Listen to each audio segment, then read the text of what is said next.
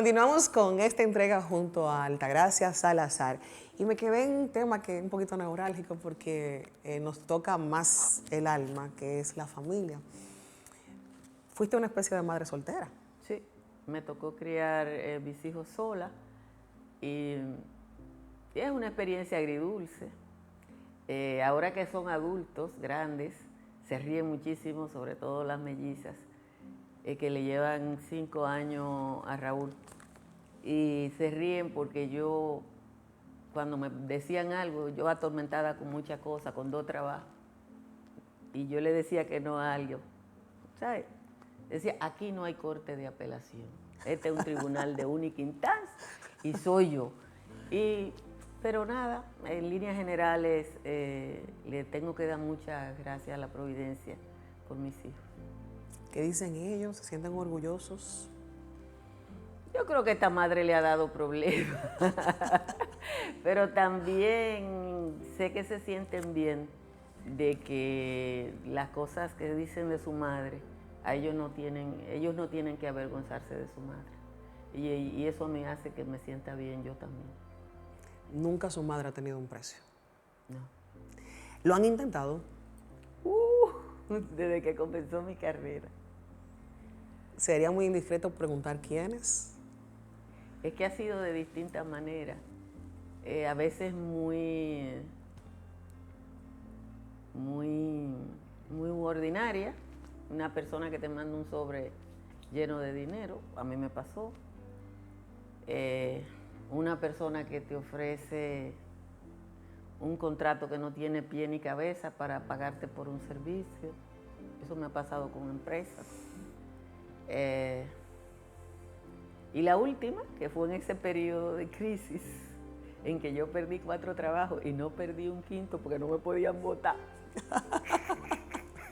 No me podían votar porque yo era contratista. Le ofrecieron un contrato a la agencia donde yo trabajaba por una suma astronómica, con la condición de que yo no estuviera. Entonces yo he visto todo, en 40 años he visto muchas cosas. ¿Cómo manejabas esos momentos difíciles? ¿Te daba impotencia? A uno siempre le da un poco de rabia, y la rabia genera angustia. Yo soy muy calmada.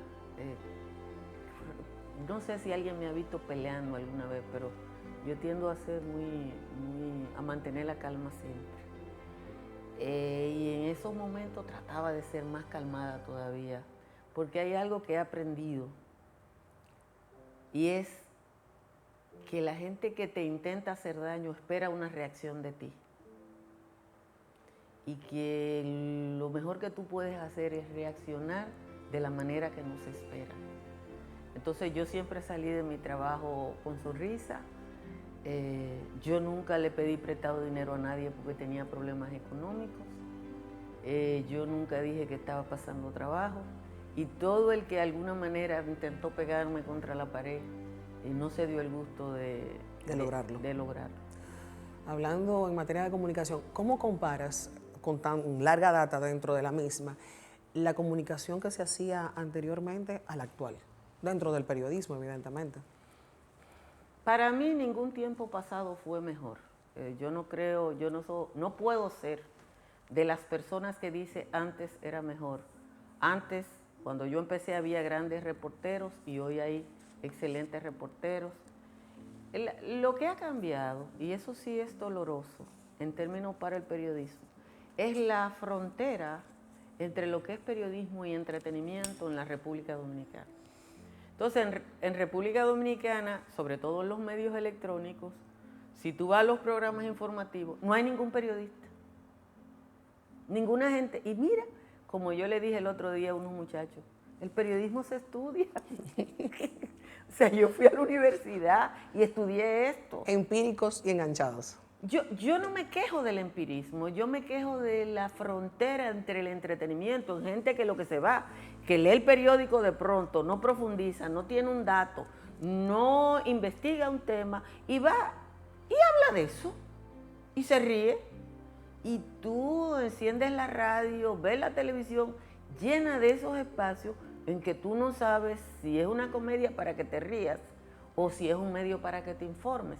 Entonces ese intrusismo, diría yo, de gente del mundo del entretenimiento en lo que debería ser periodismo serio, es un problema. Hay otros elementos que tienen que ver con la educación dominicana. El país con la peor educación del mundo no puede aspirar al mejor ejercicio profesional del mundo. ¿Por qué la corrupción se sigue perpetuando en un país como el nuestro? Porque fue culturalmente aceptada y políticamente instituida. Desde la era de Trujillo, que es el referente inmediato, un margen de corrupción fue establecido por la dictadura como una forma de control social. O sea, Trujillo a uno le daba palo, a otros lo mataba y a uno lo dejaba robar un poquito, lo suficiente para que estuvieran contentos.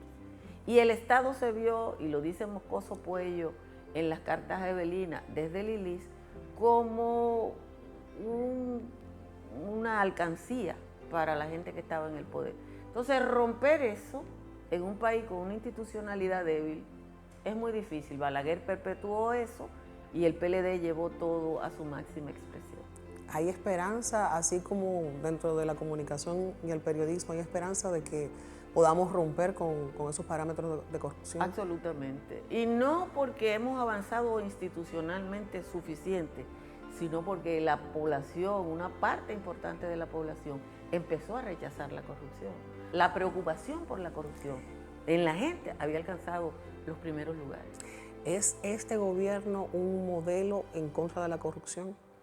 Yo no creo que el gobierno, porque beneficiaría a mucha gente. Aquí hay gente que no está robando porque no lo hemos dejado.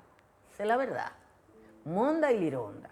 Porque no es que este gobierno no ha tenido ruido. Este gobierno ha tenido ruido. Hay más gente presa del gobierno que de la oposición. En términos reales así. No han sido grandes escándalos. Cuando se habla de 9.000 millones de pesos en un caso, 12.000 millones de pesos en un caso, 8.000 millones de pesos en un caso, cualquier cifra de 200, 300 millones es irrisoria, pero han pasado. Ahora hay que reconocer dos cosas. Una, que el presidente de la República ha mantenido un interés en garantizar la transparencia. Otra, su decisión, que es una decisión que no estaba obligado a cumplir, de un ministerio público con un liderazgo del Ministerio Público Independiente, ha permitido lo que estamos viviendo en este momento. ¿Cuál ha sido el partido o el gobierno que más daño le ha hecho al país en términos de corrupción? Bueno, más corrupción, yo no sé si se puede hacer más corrupta que la administración de Danilo Medina por los números que están en los juicios, porque es que se habla de miles de millones de pesos como que, por ejemplo, el caso que todavía no está en justicia, o el caso que están iniciando en justicia, que es el caso de Donald Guerrero, ahí están hablando de 14.000 millones de pesos. Y eso es mucho dinero en cualquier lugar del mundo. Pero yo pienso que las bases de la corrupción y de ese esquema del Estado clientelar llevado a su máxima expresión, hay que cobrárselo a Leonel Fernández. Y hay que cobrárselo a Leonel Fernández porque, y ahí me incluyo, Leonel Fernández fue una esperanza de cambio para esta sociedad. Era un presidente que llegaba sin muchas ataduras, era un presidente que venía de la academia, era un presidente que, si tú lees su tesis de grado, incluso tenía una concepción marxista de la política y de la historia, y entonces esa persona llega al poder y se compromete con el pasado de una manera que uno no puede entenderlo. Yo le decía en un congreso internacional que alguien me habló de Leonel Fernández, mira, a Leonel Fernández le perdieron 130 millones de dólares, que fue el caso de la Zulán. Entonces, cuando uno dice eso, todavía esos cuartos no han aparecido. Entonces, cuando uno ve eso y ve todo lo que ha pasado y ve esa corporativización de la política que hizo el PLD, yo creo que a quien hay que echarle la culpa es a Leonel, además de que yo de Danilo nunca tuve expectativa. De Leonel sí, ¿votaste por él? Sí, yo voté por él. Te defraudó. Claro. ¿Cómo ves los aprestos y la reelección de nuestro presidente Luis Abinader? A mí la reelección no me gusta por principio, porque parte de los males que nosotros hemos tenido están asociados a la reelección. Si tú buscas, creo que la doctora Aura Celeste Fernández hizo un análisis de la Constitución Dominicana hace ya muchos años y después de eso se ha reformado 3 veces. Todas las reformas constitucionales nuestras tienen que ver con poner la reelección, quitar la reelección, poner la reelección. Y en definitiva hemos terminado con una constitución que es como un Frankenstein, pegada de muchísimas cosas. Llena de baches. Llena de baches y muchísimas cosas. Pero aquí no hay plan B, o sea, ¿quiénes adversan a Luis Abinader en este momento? Leonel Fernández y Abel Martínez. Eso es como Guatemala, Guatapeor. Yo creo que Luis Abinader camina solo a la reelección. Y no puedo dejar de preguntarte, si el presidente te pidiera un papel de asesoría, ¿lo aceptaras? ¿Pagándome? ¿O gratuito o pagándote? Yo no tengo vocación de funcionaria pública en República Dominicana. Asesora. Pero yo asesoro muchísima gente. De esta misma administración. A cualquiera yo le digo, mira, aquella cosa, aquello está mal y esto te conviene. Lo que yo no puedo por mi carácter y por la práctica política en la República Dominicana es estar al servicio de una administración. Porque esa corporativización de la política hace que haya gente que crea que si tú eres asesor... Yo trabajo para una empresa grande, mi puesto es consejera. Ahí nadie, en esa empresa, nadie pregunta cuánto tú ganas, para dónde tú vas, cuánto tú llegas, y se supone que yo estoy haciendo un trabajo. Si lo hiciera para el Estado, alboroto las avispas. No, yo no tengo vocación para eso.